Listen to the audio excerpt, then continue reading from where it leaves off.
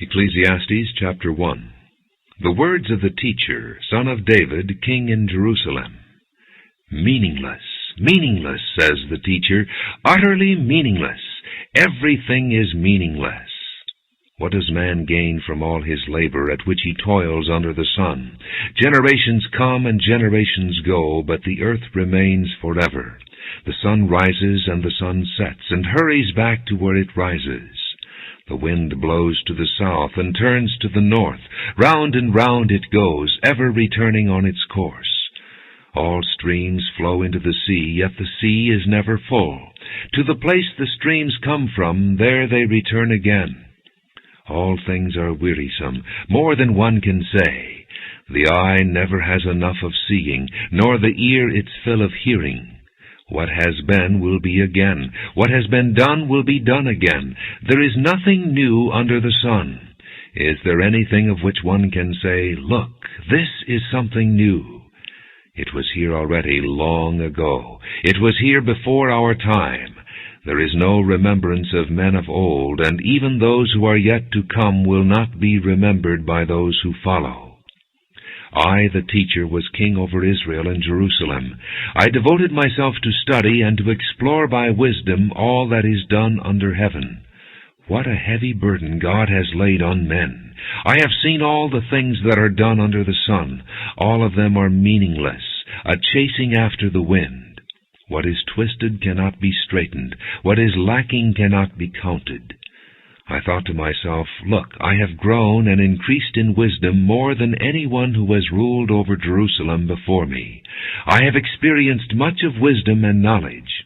Then I applied myself to the understanding of wisdom, and also of madness and folly, but I learned that this too is a chasing after the wind. For with much wisdom comes much sorrow. The more knowledge, the more grief. Ecclesiastes chapter 2. I thought in my heart, come now, I will test you with pleasure to find out what is good. But that also proved to be meaningless. Laughter, I said, is foolish, and what does pleasure accomplish?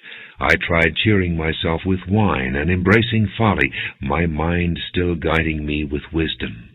I wanted to see what was worthwhile for men to do under heaven during the few days of their lives.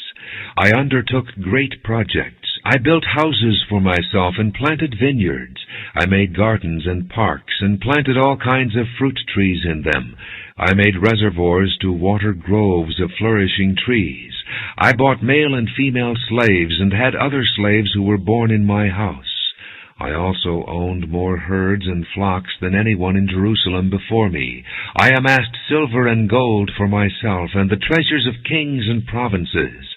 I acquired men and women singers, and a harem as well, the delights of the heart of man. I became greater by far than anyone in Jerusalem before me.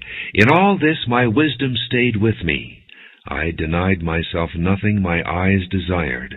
I refused my heart no pleasure.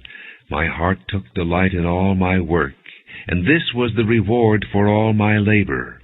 Yet when I surveyed all that my hands had done and what I had toiled to achieve, everything was meaningless, a chasing after the wind.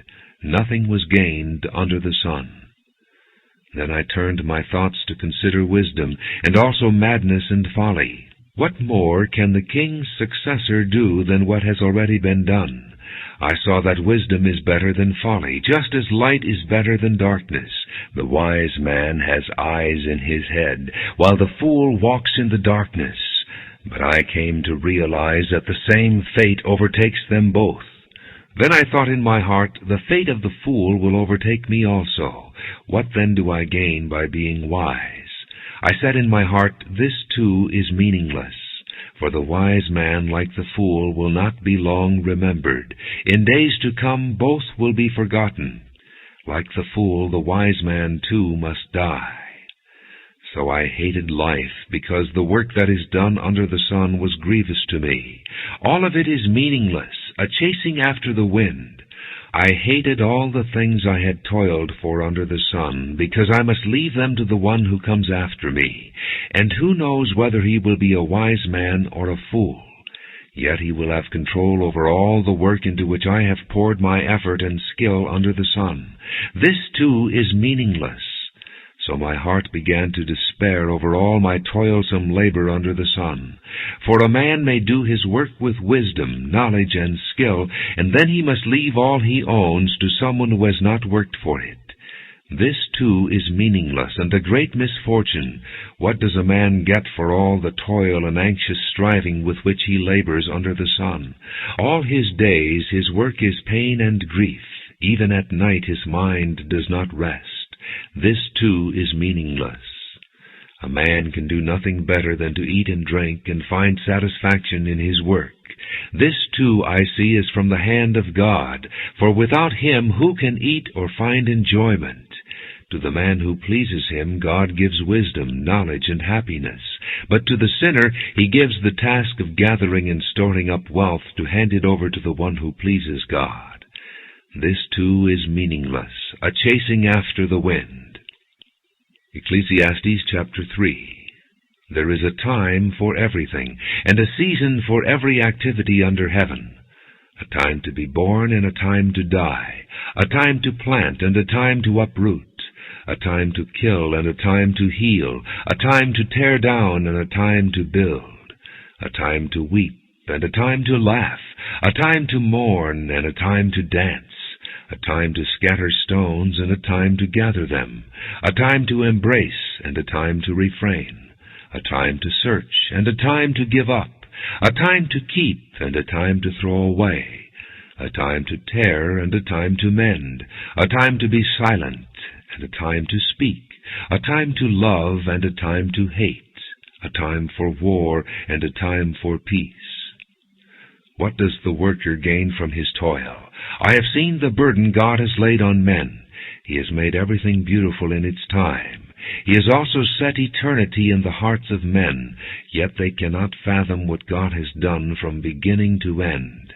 I know that there is nothing better for men than to be happy and to do good while they live, that everyone may eat and drink and find satisfaction in all his toil. This is the gift of God. I know that everything God does will endure forever. Nothing can be added to it and nothing taken from it. God does it so that men will revere Him. Whatever is has already been, and what will be has been before, and God will call the past to account. And I saw something else under the sun. In the place of judgment, wickedness was there. In the place of justice, wickedness was there.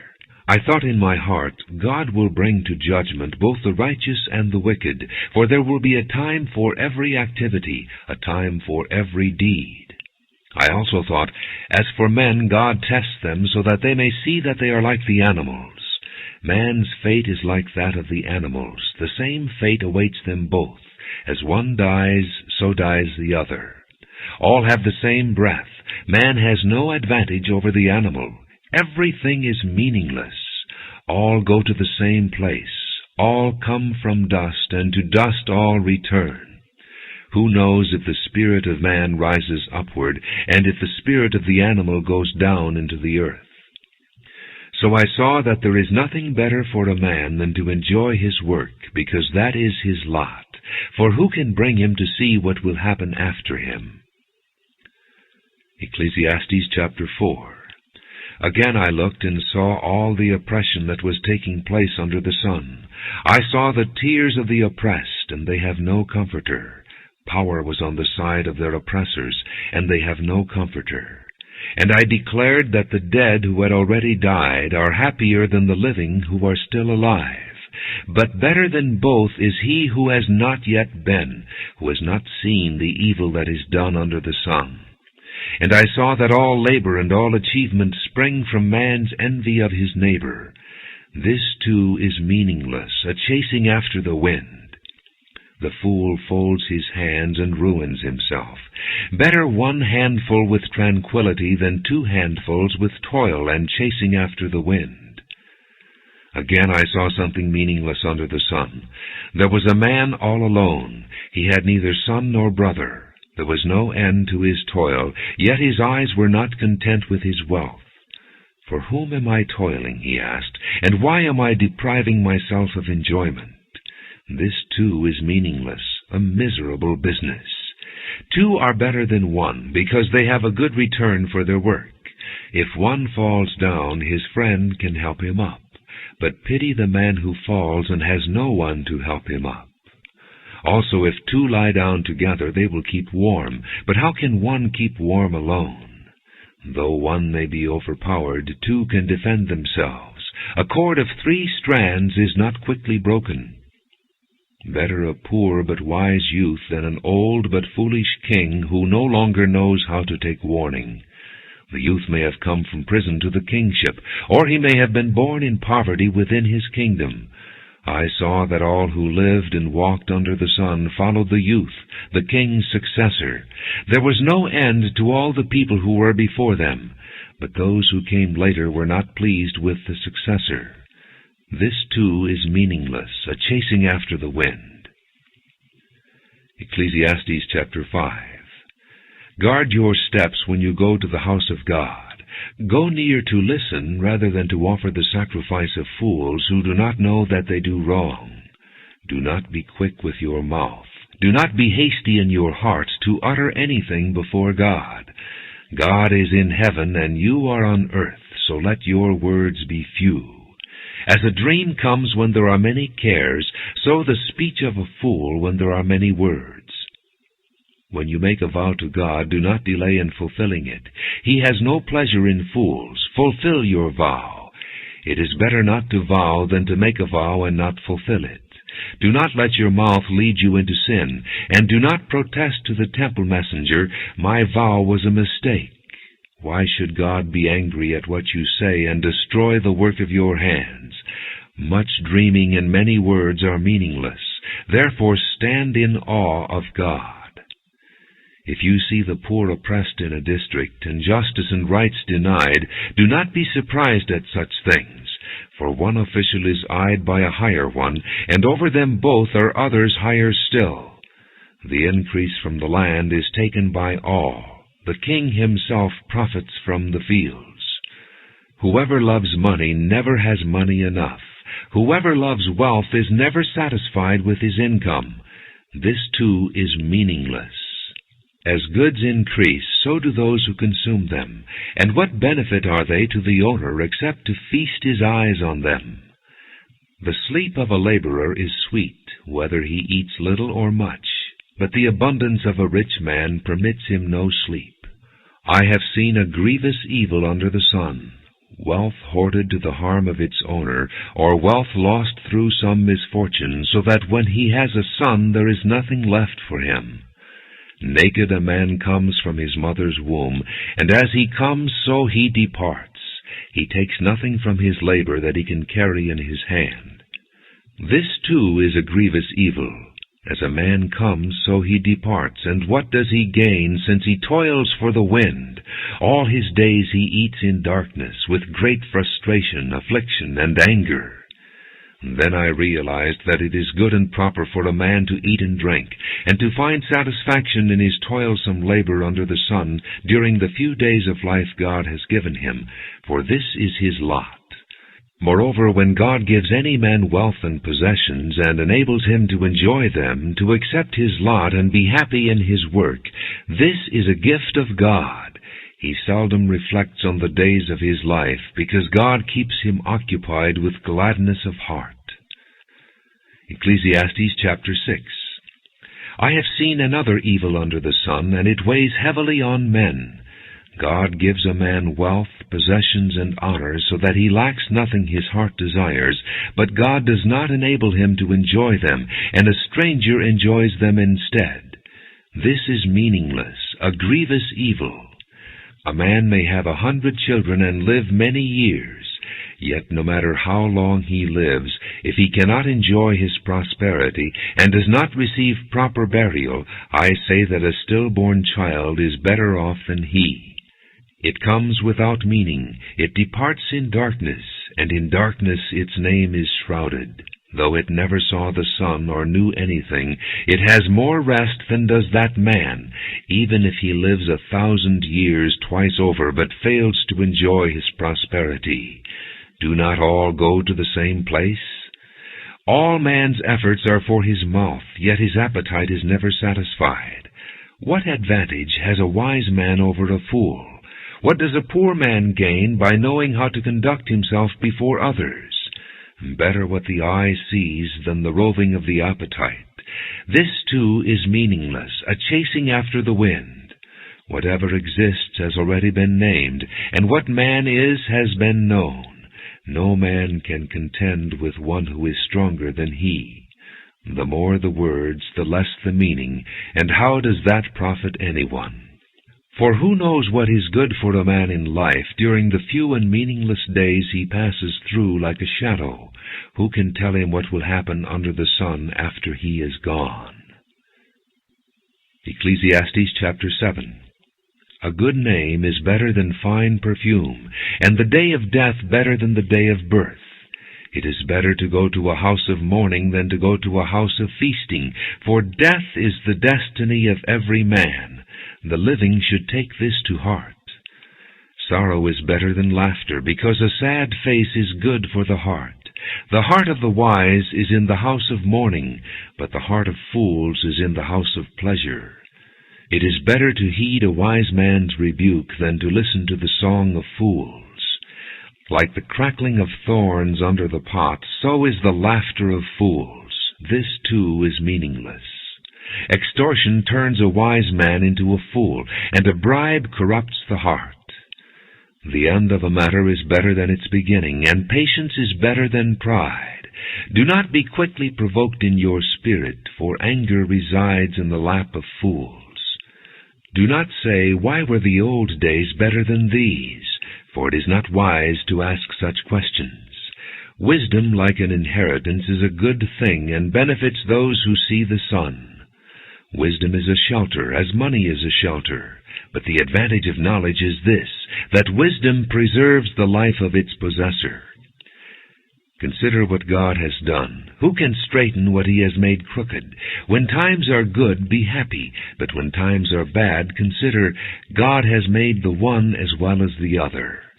Therefore a man cannot discover anything about his future. In this meaningless life of mine I have seen both of these, a righteous man perishing in his righteousness, and a wicked man living long in his wickedness. Do not be over-righteous, neither be over-wise. Why destroy yourself? Do not be over-wicked, and do not be a fool. Why die before your time? It is good to grasp the one and not let go of the other. The man who fears God will avoid all extremes. Wisdom makes one wise man more powerful than 10 rulers in a city. There is not a righteous man on earth who does what is right and never sins. Do not pay attention to every word people say, or you may hear your servant cursing you. For you know in your heart that many times you yourself have cursed others. All this I tested by wisdom, and I said, I am determined to be wise, but this was beyond me. Whatever wisdom may be, it is far off and most profound. Who can discover it? So I turned my mind to understand, to investigate, and to search out wisdom and the scheme of things, and to understand the stupidity of wickedness and the madness of folly. I find more bitter than death the woman who is a snare, whose heart is a trap, and whose hands are chains. The man who pleases God will escape her, but the sinner she will ensnare. Look, says the teacher, this is what I have discovered. Adding one thing to another to discover the scheme of things, while I was still searching but not finding, I found one upright man among 1,000, but not one upright woman among them all. This only have I found. God made mankind upright, but men have gone in search of many schemes. Ecclesiastes chapter 8. Who is like the wise man? Who knows the explanation of things? Wisdom brightens a man's face and changes its heart appearance. Obey the king's command, I say, because you took an oath before God. Do not be in a hurry to leave the king's presence. Do not stand up for a bad cause, for he will do whatever he pleases. Since a king's word is supreme, who can say to him, "What are you doing?" Whoever obeys his command will come to no harm, and the wise heart will know the proper time and procedure. For there is a proper time and procedure for every matter, though a man's misery weighs heavily upon him. Since no man knows the future, who can tell him what is to come? No man has power over the wind to contain it, so no one has power over the day of his death. As no one is discharged in time of war, so wickedness will not release those who practice it. All this I saw as I applied my mind to everything done under the sun. There is a time when a man lords it over others to his own hurt. Then, too, I saw the wicked buried, those who used to come and go from the holy place and receive praise in the city where they did this. This, too, is meaningless. When the sentence for a crime is not quickly carried out, the hearts of the people are filled with schemes to do wrong. Although a wicked man commits 100 crimes and still lives a long time, I know that it will go better with God-fearing men who are reverent before God. Yet because the wicked do not fear God, it will not go well with them, and their days will not lengthen like a shadow. There is something else meaningless that occurs on earth: righteous men who get what the wicked deserve, and wicked men who get what the righteous deserve. This, too, I say, is meaningless.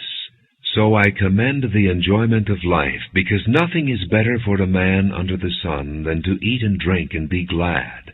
Then joy will accompany him in his work all the days of the life God has given him under the sun. When I applied my mind to know wisdom and to observe man's labor on earth, his eyes not seeing sleep day or night, then I saw all that God has done. No one can comprehend what goes on under the sun. Despite all his efforts to search it out, man cannot discover its meaning. Even if a wise man claims he knows, he cannot really comprehend it. Ecclesiastes chapter 9. So I reflected on all this and concluded that the righteous and the wise and what they do are in God's hands, but no man knows whether love or hate awaits him. All share a common destiny, the righteous and the wicked, the good and the bad, the clean and the unclean, those who offer sacrifices and those who do not. As it is with a good man, so with the sinner. As it is with those who take oaths, so with those who are afraid to take them. This is the evil in everything that happens under the sun. The same destiny overtakes all. The hearts of men, moreover, are full of evil, and there is madness in their hearts while they live, and afterward they join the dead. Anyone who is among the living has hope. Even a live dog is better off than a dead lion. For the living know that they will die, but the dead know nothing. They have no further reward, and even the memory of them is forgotten. Their love, their hate, and their jealousy have long since vanished. Never again will they have a part in anything that happens under the sun. Go, eat your food with gladness, and drink your wine with a joyful heart, for it is now that God favors what you do. Always be clothed in white, and always anoint your head with oil. Enjoy life with your wife, whom you love, all the days of this meaningless life that God has given you under the sun, all your meaningless days. For this is your lot in life, and in your toilsome labor under the sun. Whatever your hand finds to do, do it with all your might. For in the grave where you are going, there is neither working, nor planning, nor knowledge, nor wisdom. I have seen something else under the sun. The race is not to the swift, or the battle to the strong, nor does food come to the wise, or wealth to the brilliant, or favor to the learned, but time and chance happen to them all. Moreover, no man knows when his hour will come. As fish are caught in a cruel net, or birds are taken in a snare, so men are trapped by evil times that fall unexpectedly upon them.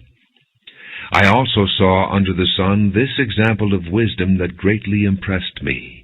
There was once a small city with only a few people in it, and a powerful king came against it, surrounded it, and built huge siege works against it. Now there lived in that city a man poor but wise, and he saved the city by his wisdom, but nobody remembered that poor man. So I said, wisdom is better than strength, but the poor man's wisdom is despised, and his words are no longer heeded. The quiet words of the wise are more to be heeded than the shouts of a ruler of fools. Wisdom is better than weapons of war, but one sinner destroys much good. Ecclesiastes chapter 10. As dead flies give perfume a bad smell, so a little folly outweighs wisdom and honor. The heart of the wise inclines to the right, but the heart of the fool to the left. Even as he walks along the road, the fool lacks sense and shows everyone how stupid he is. If a ruler's anger rises against you, do not leave your post. Calmness can lay great errors to rest. And there is an evil I have seen under the sun, the sort of error that arises from a ruler. Fools are put in many high positions, while the rich occupy the low ones. I have seen slaves on horseback, while princes go on foot like slaves. Whoever digs a pit may fall into it. Whoever breaks through a wall may be bitten by a snake. Whoever quarries stones may be injured by them. Whoever splits logs may be endangered by them. If the axe is dull and its edge unsharpened, more strength is needed, but skill will bring success. If a snake bites before it is charmed, there is no profit for the charmer. Words from a wise man's mouth are gracious, but a fool is consumed by his own lips. At the beginning his words are folly. At the end they are wicked madness, and the fool multiplies words. No one knows what is coming. Who can tell him what will happen after him? A fool's work wearies him. He does not know the way to town. Woe to you, O land whose king was a servant, and whose princes feast in the morning. Blessed are you, O land whose king is of noble birth, and whose princes eat at a proper time, for strength and not for drunkenness. If a man is lazy, the rafters sag. If his hands are idle, the house leaks. A feast is made for laughter, and wine makes life merry, but money is the answer for everything. Do not revile the king even in your thoughts, or curse the rich in your bedroom, because a bird of the air may carry your words, and a bird on the wing may report what you say. Ecclesiastes chapter 11. Cast your bread upon the waters, for after many days you will find it again. Give portions to 7, yes, to 8, for you do not know what disaster may come upon the land. If clouds are full of water, they pour rain upon the earth. Whether a tree falls to the south or to the north, in the place where it falls, there will it lie. Whoever watches the wind will not plant. Whoever looks at the clouds will not reap. As you do not know the path of the wind, or how the body is formed in a mother's womb, so you cannot understand the work of God, the Maker of all things. Sow your seed in the morning, and at evening let not your hands be idle, for you do not know which will succeed, whether this or that, or whether both will do equally well. Light is sweet, and it pleases the eyes to see the sun. However many years a man may live, let him enjoy them all. But let him remember the days of darkness, for they will be many. Everything to come is meaningless. Be happy, young man, while you are young, and let your heart give you joy in the days of your youth. Follow the ways of your heart, and whatever your eyes see. But know that for all these things God will bring you to judgment. So then, banish anxiety from your heart, and cast off the troubles of your body, for youth and vigor are meaningless. Ecclesiastes chapter 12. Remember your Creator in the days of your youth, before the days of trouble come, and the years approach when you will say, I find no pleasure in them, before the sun and the light and the moon and the stars grow dark, and the clouds return after the rain. When the keepers of the house tremble, and the strong men stoop, when the grinders cease because they are few, and those looking through the windows grow dim, when the doors to the street are closed and the sound of grinding fades, when men rise up at the sound of birds, but all their songs grow faint, when men are afraid of heights and of dangers in the streets, when the almond tree blossoms and the grasshopper drags himself along and desire no longer is stirred, then man goes to his eternal home and mourners go about the streets. Remember him before the silver cord is severed or the golden bowl is broken, before the pitcher is shattered at the spring or the wheel broken at the well, and the dust returns to the ground it came from, and the spirit returns to God who gave it. Meaningless, meaningless, says the teacher. Everything is meaningless. Not only was the teacher wise, but also he imparted knowledge to the people. He pondered and searched out and set in order many proverbs. The teacher searched to find just the right words, and what he wrote was upright and true. The words of the wise are like goads, their collected sayings like firmly embedded nails given by one shepherd. Be warned, my son, of anything in addition to them. Of making many books there is no end, and much study wearies the body. Now all has been heard. Here is the conclusion of the matter. Fear God and keep His commandments, for this is the whole duty of man. For God will bring every deed into judgment, including every hidden thing, whether it is good or evil.